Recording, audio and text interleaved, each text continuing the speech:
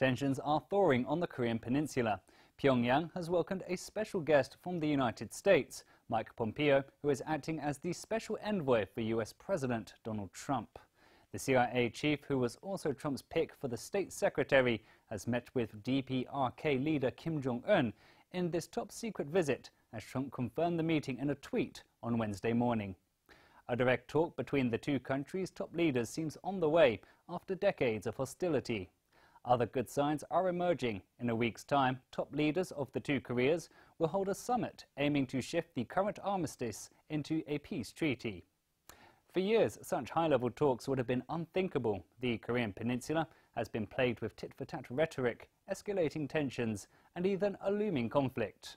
From war-torn threats to dialogues, positive changes are taking place, and China, a next-door neighbour of the DPRK, plays a key role in pushing forward peace, stability and denuclearization of the peninsula. China's long-standing stance has always been that the Korean Peninsula cannot fall into war or chaos. From the six-party talks to the dual-track and double suspension approaches, China has followed up on this stance with a firm resolution, pragmatic proposals and solid actions. In 2016, China proposed a dual-track approach which advocates the denuclearization of the peninsula on the one hand and establishing a peace mechanism on the other. 1 year later, Beijing put forward a double suspension proposal requiring Pyongyang to suspend nuclear and missile activities in exchange for the suspension of war games between the US and South Korea.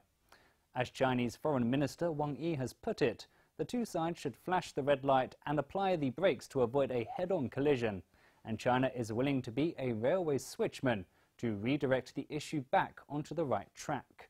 In a historic visit, DPRK top leader Kim Jong-un paid a visit to Beijing in March and met with Chinese President Xi Jinping. China hopes that all parties considered will continue the dialogue to increase mutual trust and expand consensus.